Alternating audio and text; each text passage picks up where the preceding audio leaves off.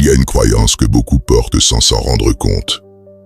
Je serai bien quand je serai parfait, quand je n'aurai plus de défauts, quand je ne ferai plus d'erreurs, quand les autres me verront enfin comme quelqu'un de valable.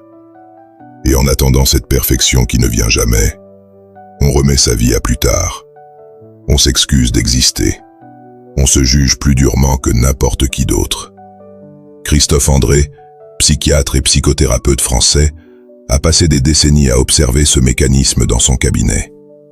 Et il a écrit « Imparfait, libre et heureux » pour dire une chose simple mais profonde. L'estime de soi ne se construit pas dans la perfection. Elle se construit dans l'acceptation. Le premier enseignement du livre, c'est que l'estime de soi n'est pas fixe. On croit souvent qu'on l'a ou qu'on ne l'a pas, qu'elle est là depuis l'enfance et qu'elle ne changera plus. Mais Christophe André démontre que c'est une compétence, quelque chose qui se cultive, comme un muscle que l'on peut renforcer, ou un jardin que l'on peut entretenir. Et comme tout jardin, elle demande 3 choses: se connaître, s'accepter, se faire confiance. Le deuxième enseignement, c'est la différence entre haute et basse estime de soi. Et là, le livre révèle quelque chose de contre-intuitif. Une haute estime de soi n'est pas de l'arrogance. Les personnes arrogantes ont en réalité une estime de soi fragile.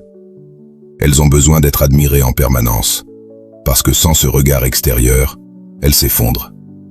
C'est ce que le livre appelle une estime de soi conditionnelle. Elle dépend de la réussite, du regard des autres, des résultats obtenus. Une vraie estime de soi solide est inconditionnelle. Elle ne disparaît pas quand tu échoues. Elle ne s'envole pas quand quelqu'un te critique. Elle reste là, stable, comme un sol sous tes pieds. Le troisième enseignement touche à quelque chose que beaucoup évitent. Nos imperfections ne sont pas des obstacles à l'estime de soi. Elles en font partie. Christophe André invite à changer de regard, non pas à ignorer ses failles, mais à comprendre qu'elles font de toi quelqu'un de réel, quelqu'un d'humain, et que cette humanité est précisément ce qui te permet de te connecter aux autres. Le quatrième enseignement est peut-être le plus paradoxal. Pour avoir une bonne estime de soi, il faut aller vers les autres. On pourrait croire que c'est un travail solitaire, une introspection fermée sur soi. Mais le livre montre que l'estime de soi se nourrit aussi des liens, de la générosité, de la compassion donnée et reçue. Quand tu te permets d'aider quelqu'un, quand tu reçois de la gratitude, quand tu restes en lien même quand c'est difficile, ton estime de toi se renforce. Et finalement, le livre dit quelque chose d'essentiel sur la liberté. Être imparfait et libre, ce n'est pas être indifférent à ses erreurs. C'est refuser de les laisser définir ta valeur.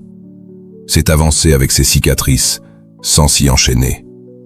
C'est choisir d'être heureux maintenant, pas quand tout sera réglé, pas quand tu seras meilleur. Maintenant. Imparfait, libre et heureux, de Christophe André. C'est un livre qui ne promet pas la perfection. Il promet quelque chose de bien plus précieux. Une relation apaisée avec toi-même. Et cette paix-là change tout le reste. Si ce résumé t'a touché, dis-le en commentaire avec le mot « J'accepte ». Et si tu penses que quelqu'un autour de toi a besoin de lire ce livre, partage-lui cette vidéo. Souviens-toi, la sagesse ne crie pas, elle chuchote à ceux qui écoutent.